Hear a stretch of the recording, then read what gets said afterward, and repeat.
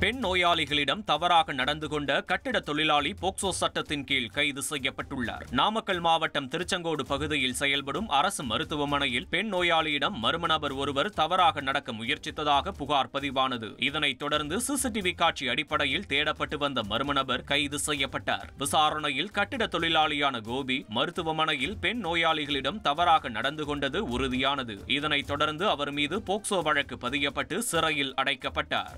திண்டுக்கல் அருகே 16 வயது சிறுமிக்கு பாலியல் தொல்லை கொடுத்த வழக்கில் தலைமறைவாக இருந்த நபரை 20 ஆண்டுகளுக்கு பின் போலீசார் கைது செய்துள்ளனர். திண்டுக்கல் நகர் வடக்கு காவல் நிலையத்தில் கடந்த 2005இல் 16 வயது சிறுமியை ஏமாற்றி பாலியல் வன்கொடுமை செய்ததாக ஜாஃபர் சாதிக் என்பவர் மீது வழக்கு பதிவு செய்யப்பட்டது. வழக்கில் குற்றம் சாட்டப்பட்ட ஜாஃபர் சாதிக் என்பவர் கடந்த 20 ஆண்டுகளாக கேரளா மற்றும் பல்வேறு மாவட்டங்களில் தலைமறைவாக இருந்து வந்துள்ளார். இந்நிலையில் திண்டுக்கல் எஸ்பி பிரதீப் உத்தரவின்படி தலைமறைவாக உள்ள குற்றவாளிகளை கண்டுபிடிப்பதற்காக தனிப்பிரிவு அமைக்கப்பட்டது. இந்த தனிப்பிரிவு போலீசார் திருப்பூரில் தலைமறைவாக இருந்த ஜாஃபர் சாதிக்கை 20 ஆண்டுகளுக்கு பின் கைது செய்து சிறையில் அடைத்தனர்.